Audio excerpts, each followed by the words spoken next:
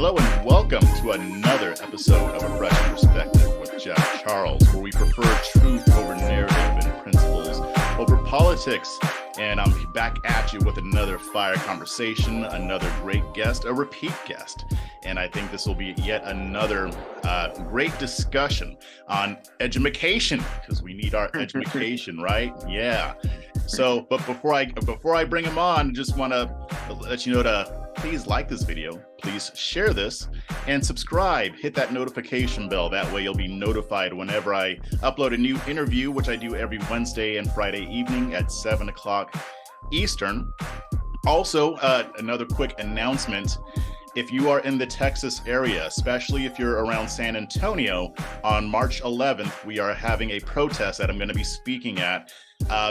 Long story short, and I'll be doing another video on this specifically, but the city of San Antonio is colluding with the Texas government to use eminent domain to steal a bar from the owner, to steal his livelihood, his business, because it's situated next to the Alamo, which the Alamo, or the entity that owns the Alamo, wants to expand. And they want to pay him a pittance for it. And they're using the threat of eminent domain, using the government to come in and steal his property so that they can have their little museum or whatever. So stay tuned with that. If you can show up, please show up. We would love to have your support. I'll have a link to all the information in the show notes. And you can also check it out on my Substack at Chasing Liberty Substack. But without further ado, I'm just gonna bring on my guest, the founder of the X for Boys, Mr. King Randall. What's good, brother? What's good, Jeff? How are you? I'm great. You know, last time I had you on, you were wearing some Lakers gear, and I'm a little disappointed to not see that this time. That had to be quite some time ago, huh? Yeah, it was. Yeah, I hadn't worn that hoodie in a good little minute now. Yes, sir. Yeah. Well, I mean, I know you've been busy. You've been making moves. Last time I talked to you, you were in the process of starting a school, and now it's been started. You've gotten there. But before we get into that, why don't you introduce yourself for the minuscule percentage of my audience who doesn't know who you are? Sure. My name is King Randall. I'm the founder of the X for Boys and the Life Preparatory School for Boys. I'm 23 years old. I founded this school back in last year, 2022. And we founded the X for Boys program in 2019. We teach different skill trades, how to work on cars, houses, firearms training, swimming, etc. You name it. These are all things that we do with our students, but I'll kind of save some of it for us to get into the interview. Great. Now, before we talk about the school itself, why don't you kind of walk us through the process leading up to this point? Because, I mean, it hasn't been easy for you. I mean, you've accomplished it, but kind of walk us through the process, some of the challenges that you faced, and, you know, just give us a little bit of an idea of your journey. Sure. Well, to begin with, I started it out of my house and out of my dining room. I started working with children there. And as I was working with those children, I began to realize that those students could not read and write. And during this summertime, I was actually teaching the children how to work on cars, work on houses, growing their own food. And we did different workshops, such as changing brakes, changing oil, changing ceiling fans, replacing toilets, painting, you name it. And we did field trips also. So we did many different things with our students, just trying to get them in the sense of figuring out things that they didn't even know about, and even things that they could just learn to be good at. So that way they build some confidence. Boys and men need confidence. And that's how they thrive, and that's how they, survive. They need confidence to be able to maneuver through life. Otherwise, they're going to always feel weak and like they could be defeated. And we want to construct a mental model where our students feel like they can never be defeated, but they can annihilate any competition or any circumstance. They can obliterate it, and that's what we believe in for our boys. But that's like where we started out back in 2019, 2020. We went like mini viral for the first time. We went to the White House in October 2020, and our students, that was their first flight. That's their first time even just going somewhere outside of the city of Albany. Some of those students, many of our students don't get a chance to travel. Some of them have been in our hometown the entire time that they've lived in Albany. So it's a different experience for them, to be able to fly and go into a nice hotel. So we took them there. 2021, we were trying to buy a school from our local school system. We were trying to buy a building that they were trying to demolish. And right now that building is still sitting there, but that kind of fell through. We had issues with them, and things happened with them, and it was quite the challenging time, with all the hubbub in the media, and they were making newspaper articles, etc. So we had many different things going on as far as obstacles, and then on top of that, before any people started donating, I was funding the program myself. I was cutting hair and fixing cars and working on houses, and me and my younger brother would make these things happen, for field trips and feeding our students. And our program is free, so we haven't charged parents a dime, for our students. We've had many different boarding components to our school and our after school program. I've boarded children almost 3 out of the 5 years the program has been open. So it's been an interesting time just having children and feeding them and nurturing them and taking care of them. We had that. We had some just people throwing little obstacles in our way, saying things about me, etc. But of course, that comes with the territory of doing something good, and of course, just making mistakes and learning from them as time goes by. Of course, and learning who you should deal with, and people that you should keep in your circles and get out of your circles. But that's just the game, and that all that happened before the school actually opened, and now the school's open. We opened 2022. It's a all boys boarding school. It is completely free of charge to parents. We take care of our students. We make sure everything happens for them. They have currently just finished learning how to swim. I know that's a big issue in the Black community, so all of our students know how to swim now. They've done firearms training. They've done automotive repair workshops, general contracting, and those are the small things that we've been doing. And I say they're small, but they're big to the boys as time goes by. But for men, those are normal things that we should just know how to do already. But for those students, they would never know unless they came to our school. And of course, reading and writing is extremely important. And also we do Bible study, we pray and things like that. But that's kind of like a brief idea of like some of the obstacles that, happen, and where we've come from since those obstacles, obviously we got over them. So Sure. So here's a question. Why did you choose to start a boarding school rather than like a regular private school? I mean, it doesn't seem like a lot of boarding schools exist anymore. Every time I think of a boarding school, I think of like it's somewhere in England where all the royalty go to learn their lessons and all of that, so they can rule the world and grow the empire. But why specifically a boarding school? that's essentially why I did it. We have to remove our students or boys from their environments in order for them to be able to grow, especially where they are right now with their moms. And sometimes it's also hard because mom has this my baby, my little boy syndrome with a lot of their kids, and they will not let them get out of it. And that works to the detriment of their son sometime, and they're not able to thrive and grow into a young man because they've been coddled their whole lives. So, we take them from their environments, we give them routines, teach them how to exercise, teach them basically how to be a man. Of course, it takes time. It's not going to take, a year or two. Like it takes a extended amount of time to try and raise a young man.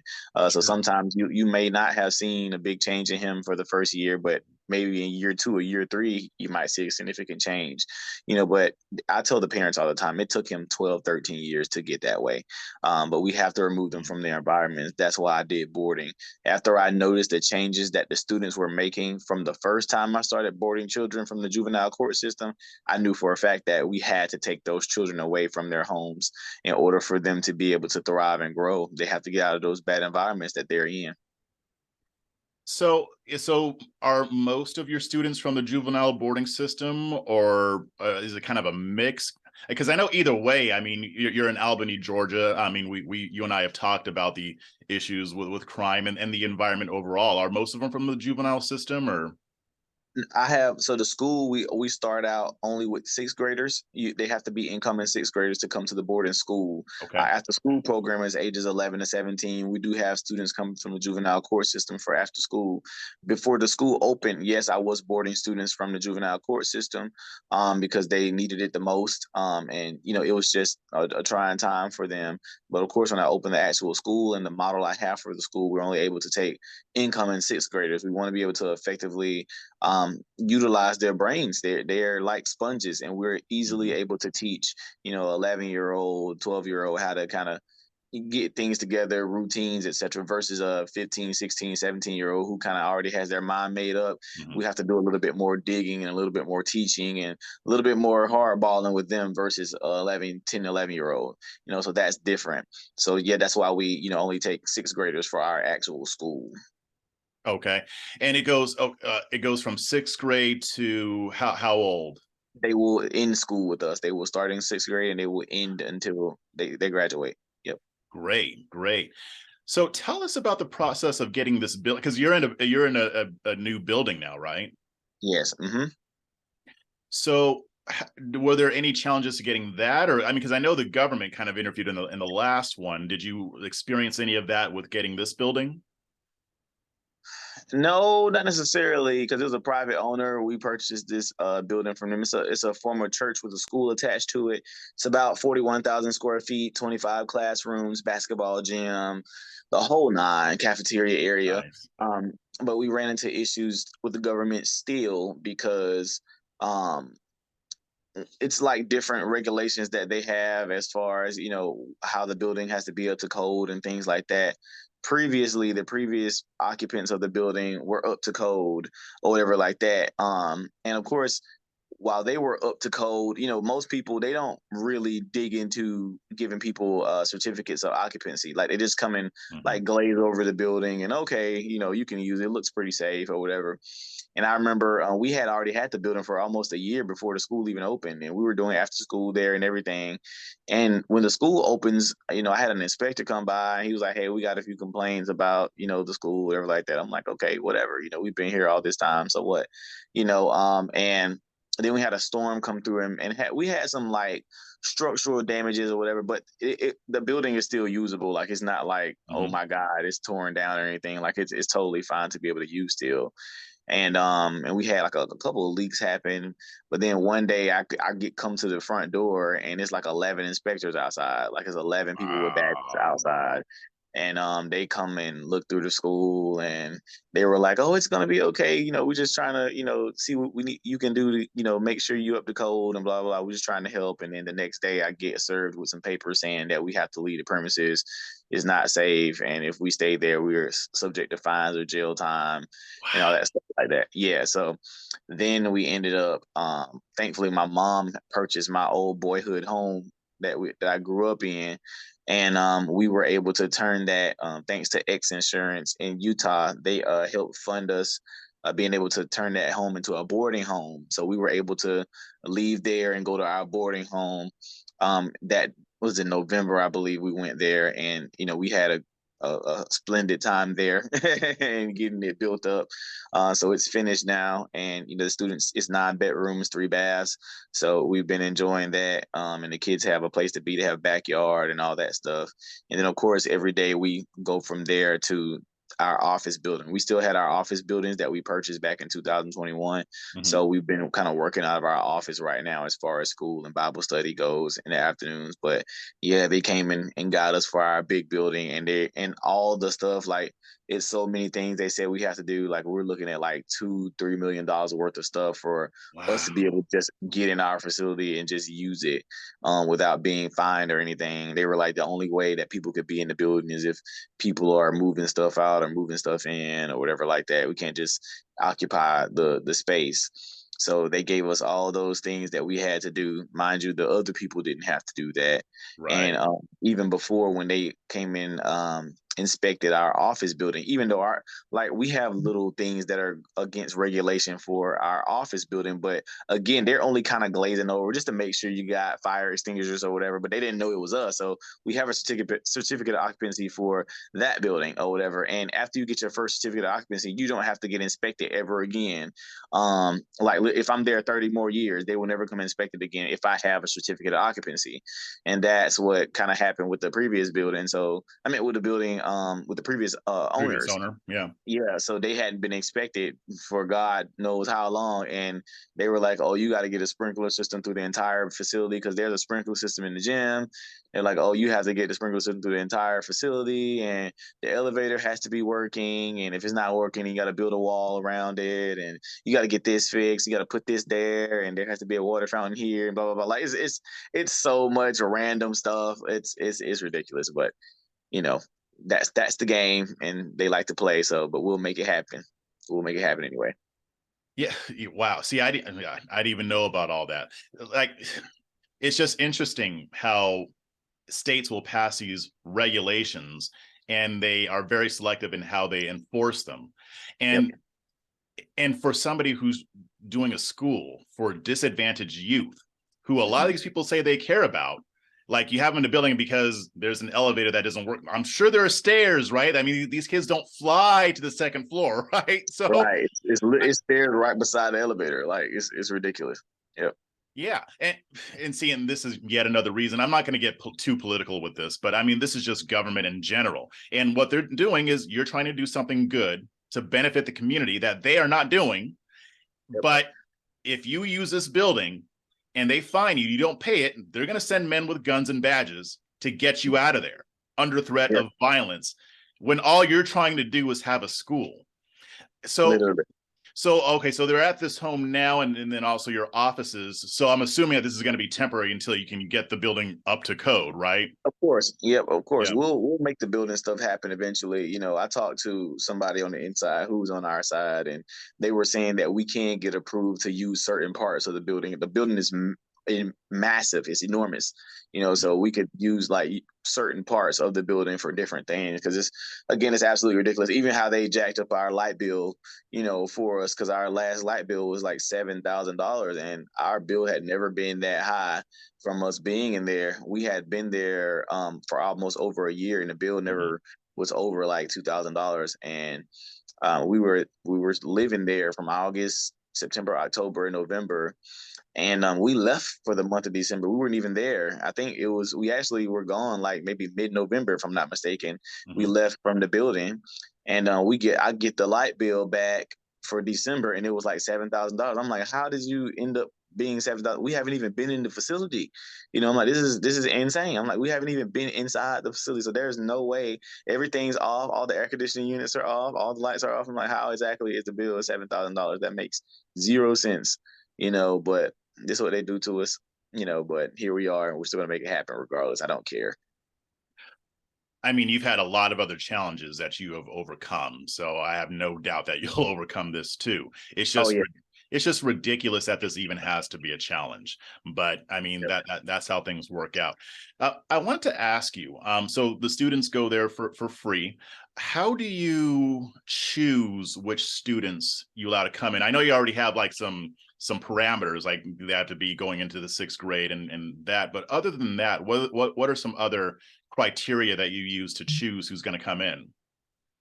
Well, for the most part, we just do as long as for one, they have to be in the state of Georgia for right now.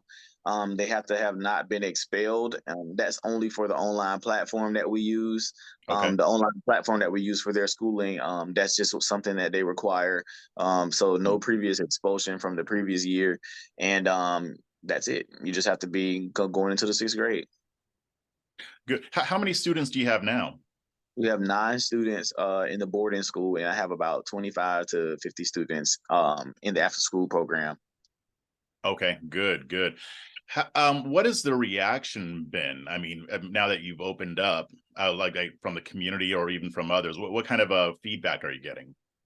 I will say it's mostly been like no reaction, because I know a lot of people didn't think it was actually going to happen. I know a lot of people thought I was probably playing or I wasn't serious. And of course, it sounds too good to be true. Like, it's a free boarding school. Yeah, right. Okay, whatever.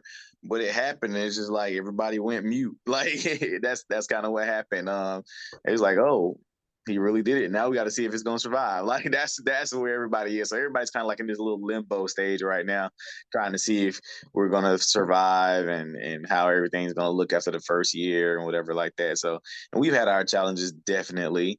And we weren't able to keep all the students. It didn't work for some of them, of course, 'cause some of them just too close to their moms, and moms just couldn't deal with it, and things like that. I totally understand it. It's not for everybody. But yeah, that's where we are. We're still gonna make it happen. And like I said, it's been mostly like kind of like no reaction almost. There's no bad or good reactions. It's just like, okay, he did it. All right, now we wait. So Yeah. that's where everybody is. And I hate to be cynical, but I suspect that a lot of these people are waiting for it to fail or for Oh, they're something to waiting go for the wrong. first story to come out. They're waiting for a parent to say this, or waiting for a kid to say that. They're waiting in the shadows right now. Like they will never share anything good that happens. All the great stuff we have done over the past few years, nobody will share. But as soon as a story pops up, they're waiting. They're waiting. Hmm. So what with the mothers? I mean, and I get it, for mothers especially, it's hard to send their little boy off to a school and Mhm. not wake up to them every day. But are they able to at least? I mean, I'm sure they can come and visit, right? I mean, and spend Mm-mm. time. Nope, no visits. We don't do visits. We Really? only do. Okay. Mhm. They visit once a month. They are able to visit. We have like a family weekend once a month, Hmm. but also they do student checkouts. We do once a month checkouts, where they could take them home for the weekend or whatever like that, and then they bring Hmm. them back the following Monday. And of course, we have regular breaks. We have fall break, Thanksgiving break, Christmas break. Sure. They have all those breaks also, so they go home for a couple weeks at a time. Like spring break is next starts next Friday. They'll be gone from that Friday all the way to through that next week, and then that following Monday. So they have like significant breaks. So it's like regular school with the breaks, but it's except they stay after the breaks. So then my question is, and I think I would know the answer, but why? uh Again, you have to remove them from their environments, and sometimes we even whenever they come back from break we have to undo stuff, Hmm. like when they come back from break, because even though we'll try to tell the parents to enforce some of the things that we're doing at the school, they still don't. So the kids come to school and we have to undo a lot of stuff that was redone at home, from not doing this and not saying that and not doing this. It's that's it. So I always say, you could never effectively really change a kid who's still going home every day back to the same stuff. No, can't do it. You have to remove them from their environments, and that's why. And even we don't even call parents. We don't call home and stuff, or unless it's like unless law enforcement had to get involved, we don't call parents. Hmm. We don't do that. We don't for what? That's what you have them here for. We don't care if they Right. fight. We don't care about any of that. As long as law enforcement didn't have to get involved, we're not calling you. We'll give parent teacher updates, whenever they come pick them up and stuff like that. And we'll let them know if something happened too drastic or whatever like that. But other than that, for what? Why are we calling you? That's what they're here for us to handle it. So Yeah. So, and I want you to answer that question because some people watching this might think, man, that's a little strong. Like they can't even see their mom. I mean, dang. that's But regular boarding school. Even if you go to any other it boarding is. school across the country, it's the same thing. Yeah. But the thing is, last time we had this conversation, I mean, we were talking about the school, but the main thing, I mean, I love like the academics. I love the practical skills, learning how to fix cars, firearms, and I want to talk more about that too. But the Mhm. main overriding factor with these children is the environment. Yep. And it sounds drastic. Yeah, just take them out of the environment, don't let them go back, and we're Yep. going to have them here. But what a lot of people don't understand is it's the environment that causes a lot of the issues that we see. I mean, people always say, oh, well, violence and drugs happens because of fatherless homes or because of being on welfare and lack of education. That's all true. Mhm. But if you grew up in, I don't know, in the Hamptons or in Beverly Hills, and you have a single mom, chances are that fatherlessness isn't going to have the same impact that it does when somebody's growing up in a different environment. Yep. So, Absolutely. yeah, so with these kids, you do have to get them out of that environment because they're getting pummeled by that. I don't know what word. I hate to use Peer pressure, culture. Say what? community pressure, culture, all that Oh, stuff. It's peer yeah. pressure, community culture. If you're not giving them anything to circumvent any of that, they're just going to become another victim of the system. Mhm. And that's the unfortunate reality. But you have to remove them. You have to take them completely out. And I respect moms who even do send their children to our schools and understand like I cannot do this by myself. Mhm. I can't do this on my own. And it also gives a financial, it takes off a financial burden for some of those moms. Like, yeah, it does cost to Right. feed and clothe the kids. We have uniforms and stuff, so they don't have to, buy clothes, and we buy their shoes, we get them haircuts, we feed them. That's literally one less thing you have to worry about, and maybe puts mom in a better mental space and all of that stuff. Like those are things we have to talk about. But our children, they definitely have to be taken out of their environments in order to seriously be changed. Because I don't see it happening for real if we don't take our students out of their environments. People who do like these little programs that's like once a week and all that stuff. I'm like, They're bro, like let's summer be for real. camps. Yeah. Yeah, I'm like, bro, let's be for real, bro. That's not gonna do anything serious at all. Like, it's not.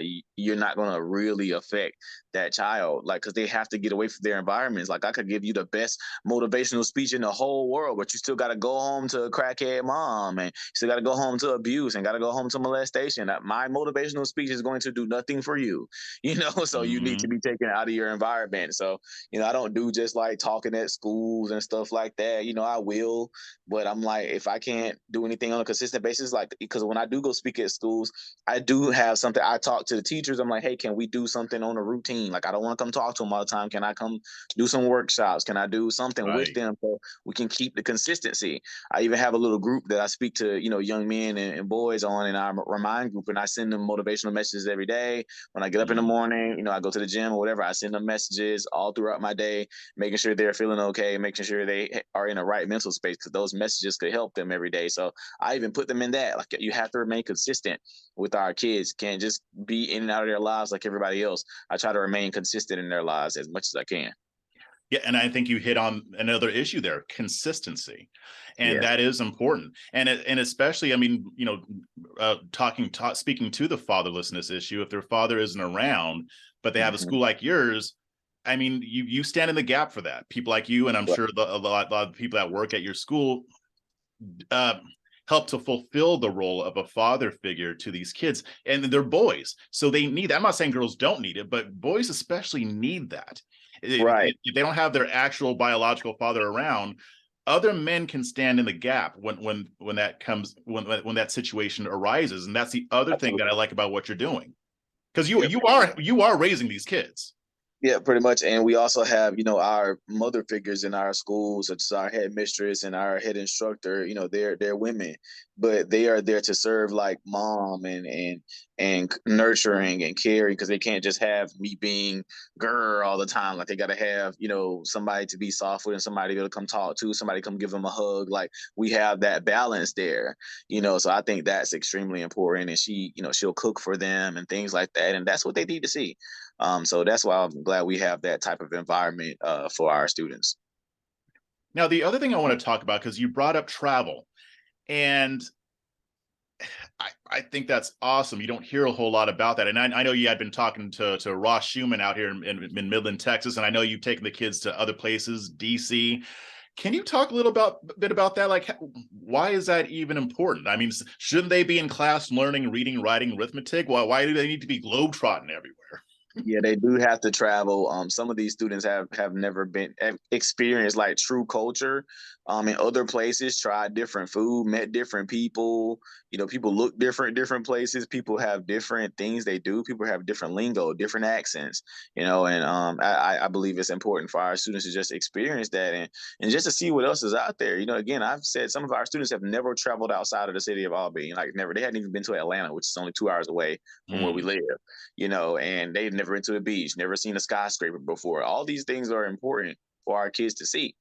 So that's why we travel with them and to show them the world, and just show them that anything's possible. And I took the kids to New York. I took them to the Empire State Building, and every time we go up there, I show them all the stuff out there. I'm like, do you see all this stuff? Like, somebody did all of that. Like, somebody in their brain was like, this has to happen, and it happened. See how easy it was? You just take that thought out of your brain and put it into existence. That's what you do. You have to make sure that you believe that you could do it. At any time, you can't feel sorry for yourself. Nobody's going to feel sorry for you. You have to make it happen. Nobody cares about your feelings but you. Nobody's going to care about me more than me. So you have to make it happen every day. You have to get up and want it. And if you don't want it, you're going to get annihilated by men like me, because I don't care that I have things to do every day. I have to make this thing happen. We're in competition, with other men all over the world, so we're either going to be at the top or you're going to be at the bottom. And we want to be at the top. Yeah, exactly. And And to me, I mean, I had Canon Hotep on my show a while Mhm, ago, and he's in mhm, Baltimore. And it blew me away when he talked about how he knew a lot of people who had never even been out of the city of Baltimore. In one case, he told me a story about a friend of his, and he was going to take him out of Baltimore and, go do whatever. And he mhm, had to turn the car around because the guy was actually afraid to leave the city.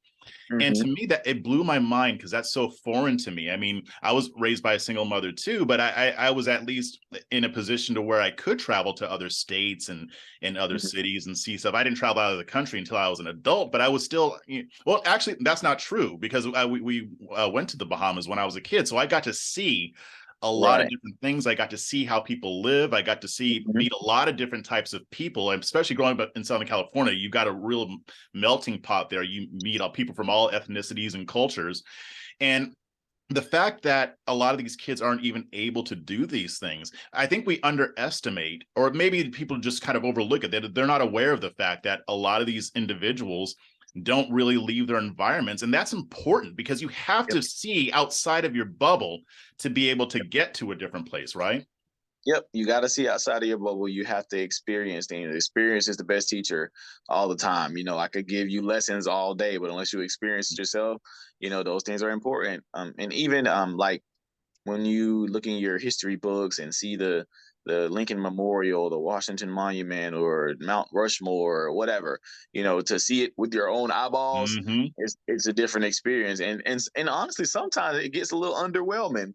Like your first time, like I remember my first time going to like see the Lincoln Memorial and stuff like that. Like because I'd seen it so many times on the movies and everything, I'm just thinking it's just about to be, and of course it's still grand, but it's Sure. just not what is giving on TV. Like it's like, oh, this is it. Okay, all right. Ooh, I've been here, so that's what I'll say about that. But you got to go experience stuff, seeing the Hollywood sign Yeah. and what we're going to Miami and going to Chicago, which is the most beautiful skyline in the United States, in my opinion. But literally, it's got to go have experiences. You have to experience it. Yeah. Have you seen the movie Gladiator? No, I haven't seen it. Mm. Okay. Well, you've probably seen other where they show the Coliseum Oh yeah. in the Hmm. movies.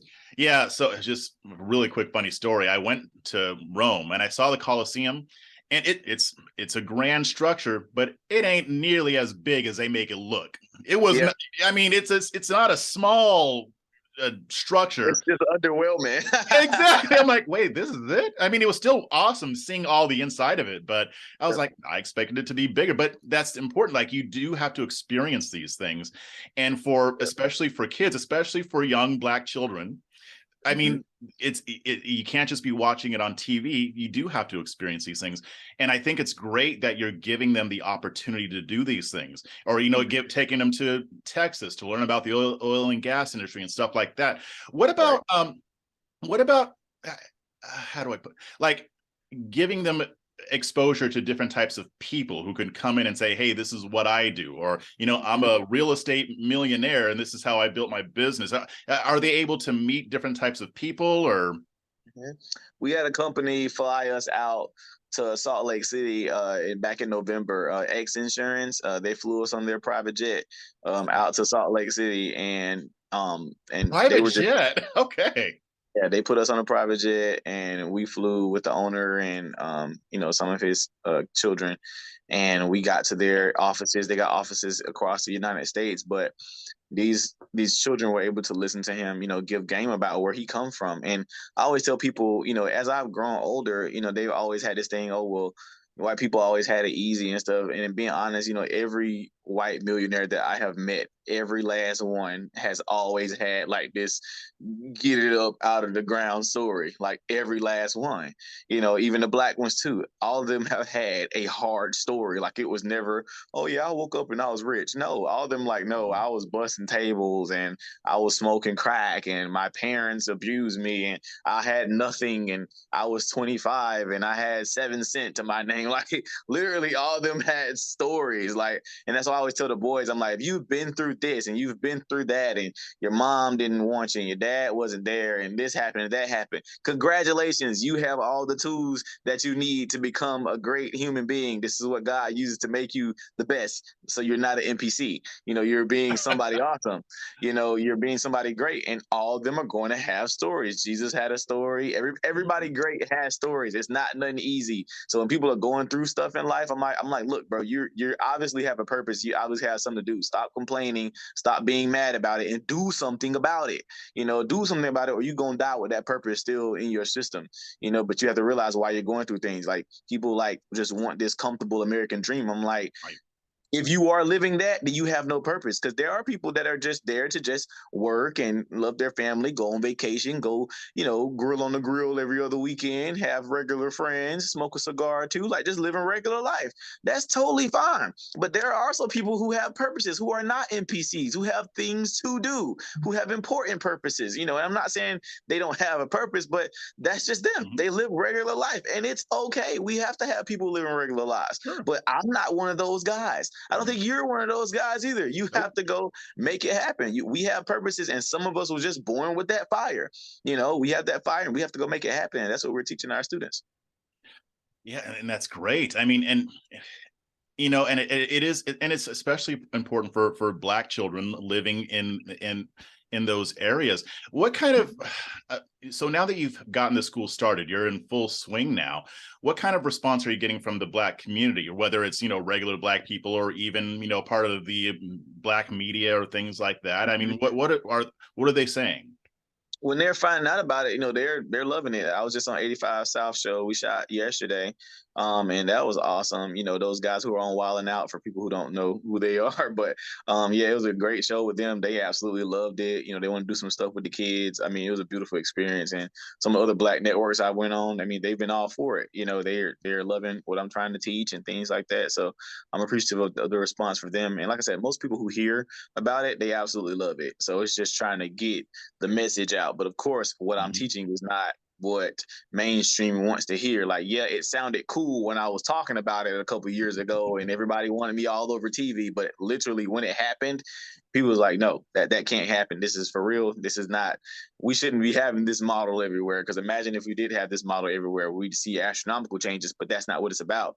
They make money off of turmoil. That's how they do it. They make money off the systems, handcuffing the children. They make money off the kids not being able to read, and diagnosing them with every disorder in the book. And they having all these new disorders they creating. And even yesterday, they said on the show, it was like they got a new vial for all the diseases. You got ODD, ADD, IDD, OPP. I'm just like, you got all these, you got all these diseases, but they make money off of all of them. So that's where we are. That's where we are. Like, I don't even believe in oppositional defiant disorder. Like, that's not even disorder. I'm like, it literally means it's a kid who won't listen. Oppositional defiant disorder. He don't want to listen. That's not a disorder. He just needs some discipline. I swear to God, that is not a disorder. Like, it's insane, what's happening right now, and how they got everybody believing they got all this crap and anything even wrong with them, but that's just the game where we at right now. So.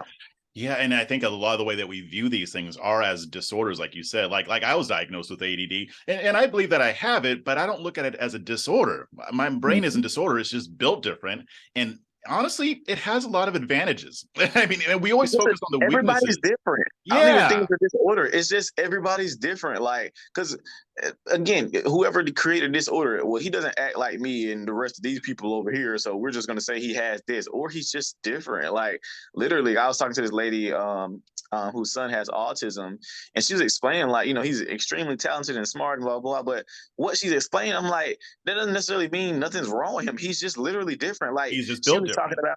Yeah, they just do different stuff. Like, and they all have advantages to everything. All of us do have advantages. Like, we're all like, it's kind of like evolution. Everybody is in survival of the fittest. Some people are gonna have this, some people are gonna have that, whatever. But like, she was explaining this one test they made him take. It was apple, the words were apple, kite, and orange. And he had to put the words in alphabetical order. Now, the normal person would put, apple, kite, orange, but he literally put all of the letters in alphabetical order, like from apple to kite, like for all of the letters in particular in alphabetical order. But he wasn't wrong. See. He Yeah. wasn't wrong. He was just doing it differently. Like again, I'm like, I don't think that's anything wrong. It's just different. Just Yeah. different. That's all. Exactly. So here's a question. I mean, I know that at your school you're teaching academics, you're the usual stuff, but you're also focused on firearms, mechanics. I'm sure other stuff too. Um, what made that come about? Like, I mean, because it seems like, and this isn't just in the Black community, but just in general, they just think that you learn your academics and then you go to university, you learn more academics, and then you get your degree, and then you go and you work in corporate America or whatever. Why not focus on that? Why focus on these? I mean, I know they're good practical skills to have, but Right. kind of walk us through that a little bit. Um, I will say, I always tell the students, even if you don't want to do skilled trades, I would always say use a skilled trade to fund your dream. That's what I did to start out with our school. Mm. Like, remember, I was telling you, I cut hair, fixed cars, painted houses, all that stuff to fund, my endeavors with after school because we weren't getting any funding. I had to do it myself, and so, but I used that to fund my dream for a while. So Mhm. you don't have to want to be a barber, you don't have to want to be a welder or whatever, but those things make money to fund whatever dream you truly have or whatever. So, but I think that skill trades are important. There are good ways to go make money for those children who may not be want to go to college or want to be book smart or what have you. But even with college is important also, just depending on what you're going for, because they do have useless degrees. They have plenty of useless degrees. You go to Sure. college and get an associate's or a bachelor's degree in suitcase making, or something like that. Like it's dumb degrees, but of course if you want to be a lawyer or a doctor or whatever like that, then yes, go do that. But for the most part, I don't think it's absolutely necessary for college all the time, and I don't think skilled trades for everyone.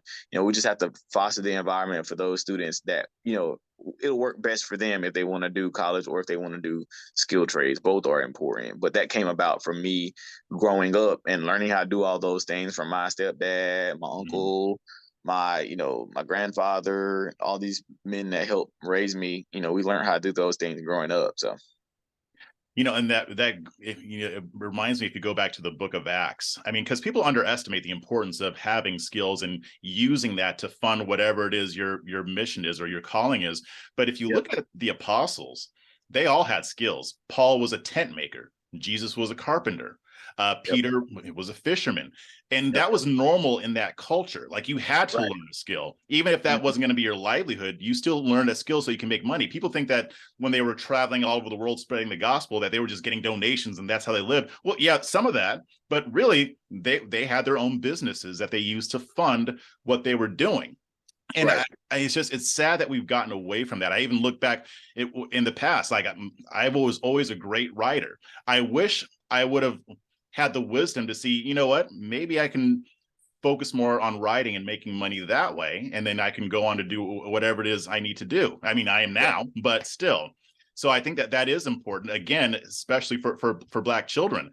Mhm. I asked you this question last time, but I want to ask it again because maybe the answer is different. Yeah. Do you see anybody else who is doing something similar to what you're doing? I will say not to the full extent that I'm doing it. No. I haven't personally haven't seen any other free boarding schools for boys, anywhere from what I've seen. There may be some somewhere. I would love to connect with them, but I have not seen it with my own eyeballs or heard about it with my ears. Anybody else that's doing a free boarding school for boys and teaching as many things as we're teaching and having a boarding house and doing so many things, even including after school. I have not seen it or heard about it. I mean, how do you think people like us could get something like that to catch on? I mean, I'm sure at some point you're going to open more boarding schools, but Yeah. this idea, this concept, how do you think we can get it to catch on? Because I'd see nothing negative about it at all. I think this is what we Yeah. need.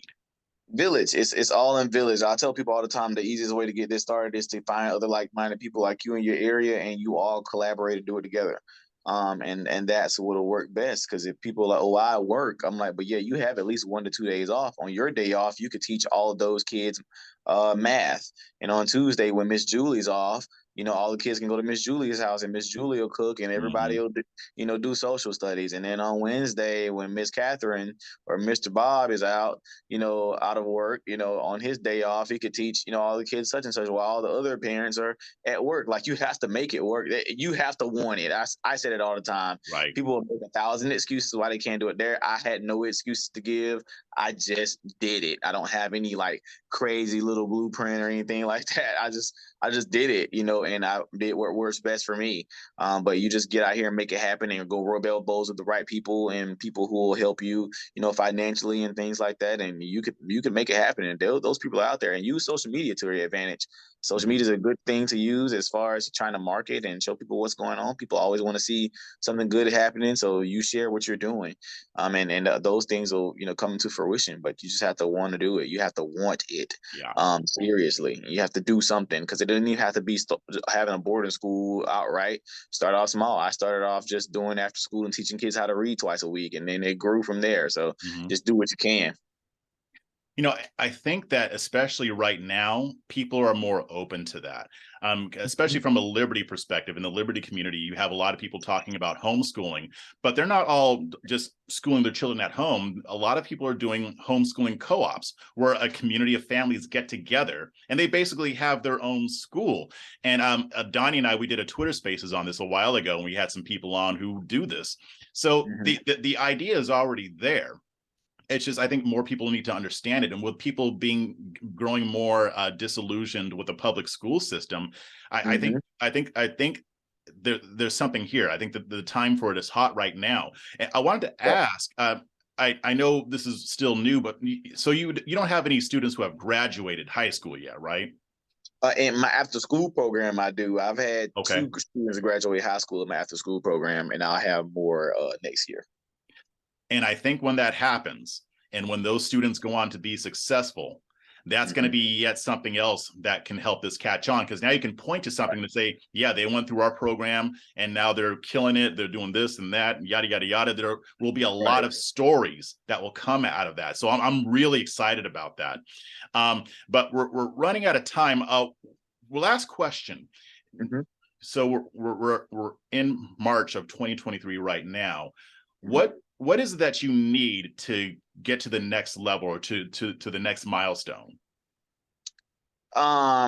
Jeff, I think about 2 or 3 weeks ago, I came to the conclusion that the things that I want to see happen in our hometown, and even with what I want to do, that I'm just going to have to become a uber gazillionaire to make some of these things happen, because I am not going to get the backing of the system or the backing of anybody mainstream, because what I'm teaching goes directly against what they're wanting for boys as of right now. And the only way that I could, dance to my own tune and scratch my own itches is if I, make it happen on my own. So I've curated a plan to be able to open up my own businesses and things like that, to slowly get these things to come into fruition, within the next 5 to 10 years, to make these things happen. My ultimate goal is to eradicate the entire school system in my hometown to start out, and show other people how to do that in other locations.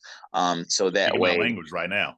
Yeah, or even to the point where I could fund it all on my own. We build our own campuses out, and we take every student from the school system to the point where they have to close down, because they won't have any students, and every child will be forced to come to our school, and we'll have all boys and all girls school. And I see this happening within 5 to 10 years. Good. Well, I mean, you got my support. I mean, I'll take it a step further. I want what you just said to happen everywhere across the country. It's definitely going to be baby steps for making that happen, of course, but that just comes with the funding. If we had the money for it, like, let's say I had Elon money, I would go do that in 5, 6 cities to start out. Like, let's build new schools all the way out right now in the major cities, Chicago, whatever. We're going to start with new schools, all these places, and literally eradicate these school systems. They got to go. They have to go. Yeah. And what I like about that is that you didn't say, we need to lobby for legislation that decreases schools or whatever, because that ain't going to happen. our new systems, I keep saying that over and over again. I've said it on Twitter. I've said it as many times on interviews. We have to eradicate the system. They have to go. There is no fixing it. There's no policy to fix this or that. It has to go outright. We have our own systems. We run it. It's under our rules. Nobody can tell us what to do about it. Reach. I mean, we could have a whole conversation on that. So maybe we can get you back on and just talk about that issue, because I am 100% in line with you. And I can tell you a lot of people are. I've been hearing from them. So definitely. Absolutely. So before we sign off, why don't you let everybody know where they can find you? Also, let them know where they can donate. Sure. You can find me on all social media platforms at New Emerging King. You can find me on Google. Just type in King Randall, or you can type in the X for Boys. And our website is thexforboys.org. That's THEXFORBOYS.org. You can go there to see our galleries for all the things that we've done with our students. You can go there to see how to donate. You can go there to buy merchandise. You can go there to send me an email. You can go there to do everything on our website. That's thexforboys.org. THEXFORBOYS.org.